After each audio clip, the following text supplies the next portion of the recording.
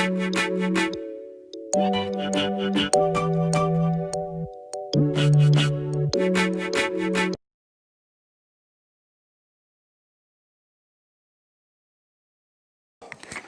selamat pagi, siang, malam.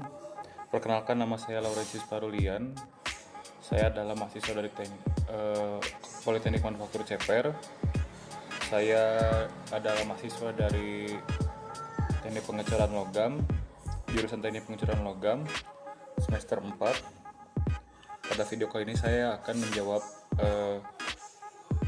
ujian akhir semester dari mata kuliah Mekanika Kekuatan Bahan guna memenuhi penilaian dari mata kuliah tersebut.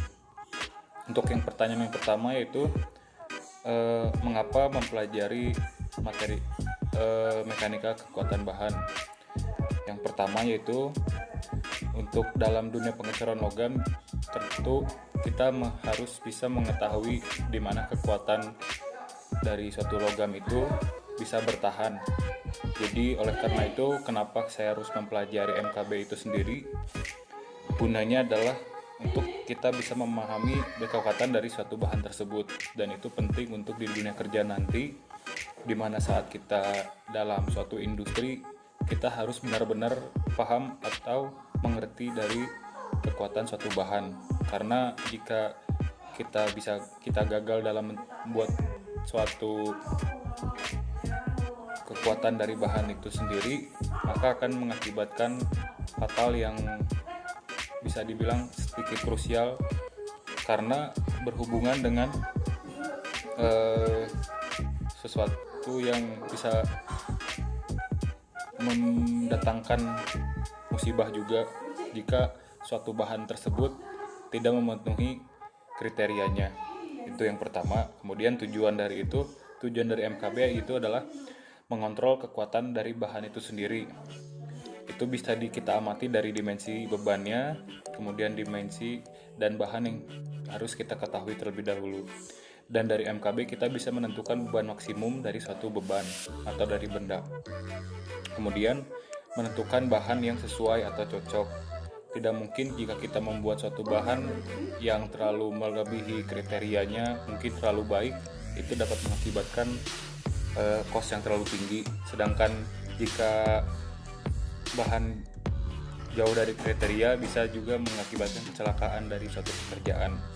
Kemudian juga kita dari MKB bisa menentukan dimensi yang proporsional yang menyesuaikan kapasitas bentuknya dan juga efektif dan efisien dalam penggunaannya. Itu saja.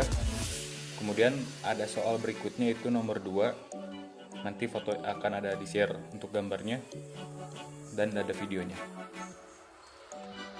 Berikut ada soal itu menentukan SFD dan BMD dari soal berikut. Pertama-tama langkah-langkah yang pertama dilakukan adalah di sini ada diketahui tekanan-tekanan. Kemudian untuk mengetahui hal yang pertama harus diketahui adalah mencari tekanan dari A dan B ini. Nah, ini masih belum diketahui A dan B ini. Nah, caranya adalah dengan cara seperti ini. Harus kita tentukan dulu bahwa gaya ke atas sama dengan gaya ke bawah. Kemudian buat A plus B ditambah 35, 27, 12, 10, totalnya 84. Kemudian nanti akan dijadikan substitusi angkanya.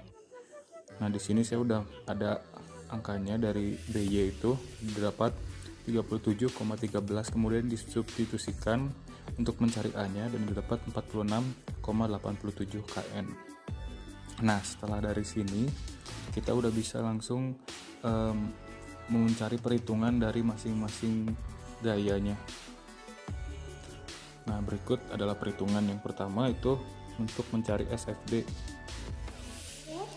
Ini udah ada SFD-nya. Jadi perhitungannya sebenarnya simpel saja. Dan juga ini ada BMD-nya di sini. Yang pertama SFD itu minus 46,87. Ini juga untuk perhitungan BMD-nya nanti yang dimasukkan untuk yang pertama itu minus 234.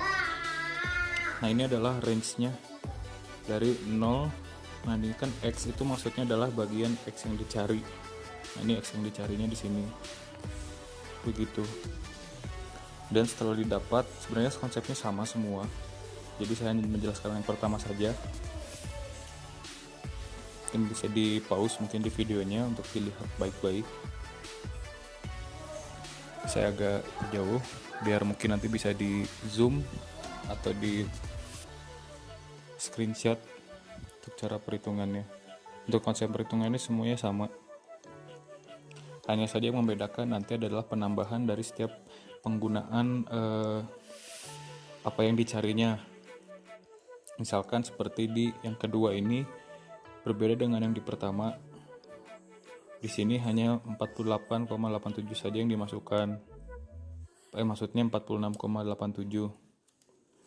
Tetapi yang di sini ditambahkan minus 35 karena range-nya sudah berubah dari yang asalnya di sini menjadi di sini.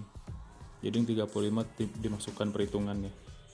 Begitu juga seterusnya, nanti akan dimasukkan 27, 12, 20.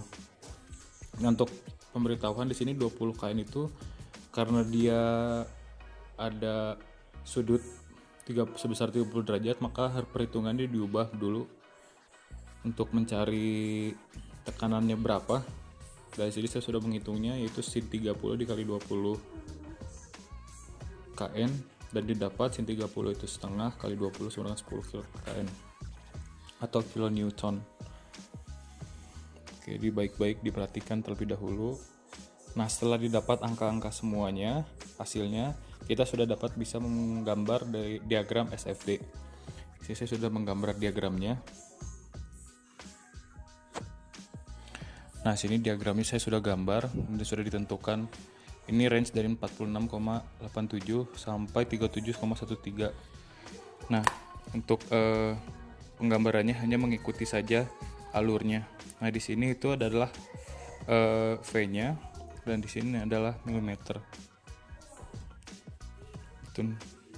Kemudian untuk BMD-nya di sini. Ini untuk penggambaran BMD itu digambar ke bawah. Kemudian nanti ada naik lagi ke atas. Seperti ini.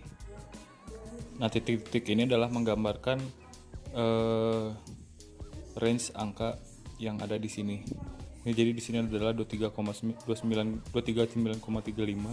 kemudian di sini 3,05 dan seterusnya sampai 0,1 kN milimeter. Mungkin sekian saja penjelasan dari saya. Mohon maaf bila ada kekurangan. Wassalamualaikum warahmatullahi wabarakatuh.